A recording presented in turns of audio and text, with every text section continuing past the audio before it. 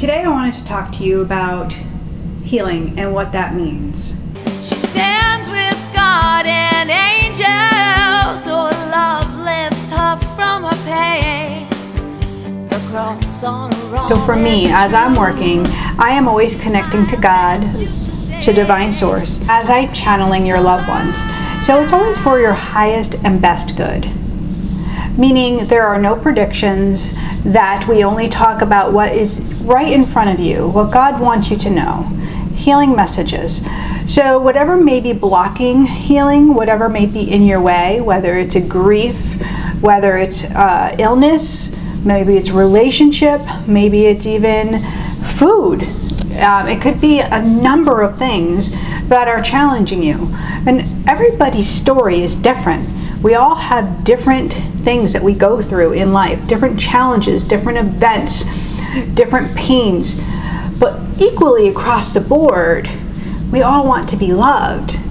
So it is with that love that God comes through to give us little nuggets of healing, little pieces that will help sustain us and help us to remember what divine love, to remember that we are connected to that source if we so allow ourselves to be.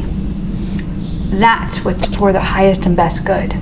I wanted to share a story about a client who came to see me.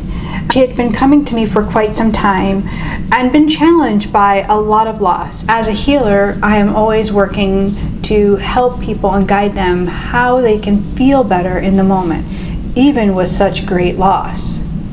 Not an easy job, right? Because our pains are what connect us to our story. Our pains remind us and keep us going round and round. It's a familiar tone. So when we let go of them, what do we have? We have guilt, we have grief, we have sorrow. But God said our grief isn't meant to hold us back. Our sorrow isn't meant to stop us from living and carrying on in our life.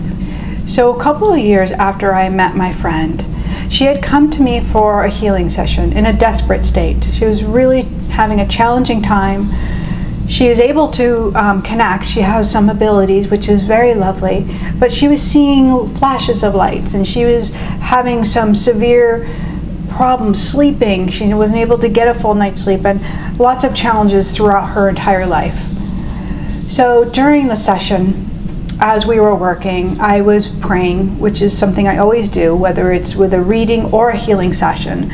So I'm praying, to please help me to relieve the suffering that my client was having at this time. She's crying, she's, suicidal. I could feel the energy around her. I could feel her uneasiness.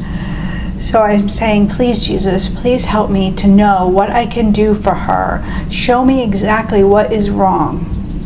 And it was in that moment that Jesus appeared before me. He stood right at the end of the table, and I was down by her feet, and Jesus stood right by her head.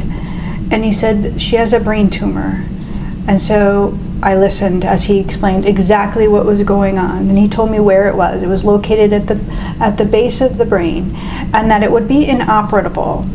He also told me that it was from a metal, from heavy metals, that it came from a toxicity in her life, and that they wouldn't be able to remove it with surgery, that it would be something that could be healed on its own. Jesus also impressed in me the feeling that they were going to offer radiation, that wasn't something that would help, that it would actually make it worse and prolong and spark it to probably grow rather than to shrink.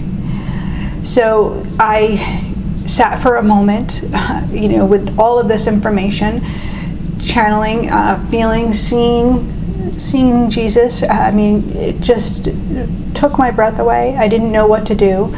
And he instilled this calm in me, and he said, speak it. So I did, and I said everything that he had told me, I gave to her. And I said, he's saying to go to the emergency room and to tell them that you need a scan. So she did. So she got up off the table, she grabbed her purse and put her shoes on, and she's crying and she's grateful, and she said, I felt him here without a doubt. I knew that he was here. I knew this was happening. And she didn't have fear about finding out or going to the hospital. She was just overwhelmed with the joy that Jesus was in the room, that there was all this love available to her, specifically for just her. Later that night, she sends me a message and says, yes, I did a CAT scan, they're sending me for an MRI, and they found a tumor, and I will find out more tomorrow. So she went for the MRI, she got all this information, and sure enough, it was exactly what we were told. It was exactly what Jesus had instilled in me. And they told her that she would need radiation, and they told her it was inoperable. So here was where her choice came in. Her choice to, do I listen to traditional doctor and do I go that route?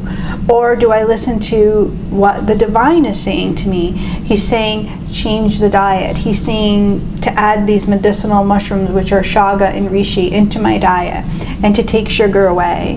He's saying very specific things to do.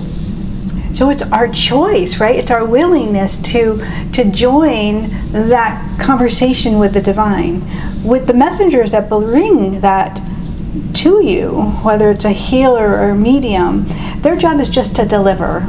Their job is not to make things better or make you choose or make you have fear. Our job is just to deliver that nugget of love. And it is in our own ability to choose whether we're going to take it, whether we're going to act upon it, whether we're going to allow the story to continue, or we're going to have a healing. Miracle moments happen all the time, right? It doesn't necessarily mean there's spontaneous healing and that we're all of a sudden better 100%. It means that we may have healed something deep within. We may have healed an old wound. We may have healed a thought system that is no longer serving us. That is the healing work. So whether it's through a message, whether it's through medium work, whether it's through, doing the healing work and hands-on healing or sound healing, whatever the modality is happening, if you're connecting to it and you're following it and you believe it and you feel it in your gut to be true and you know it to be true, then you hold that. That's for you. That's the gift from the divine. I hope that you have a blessed day.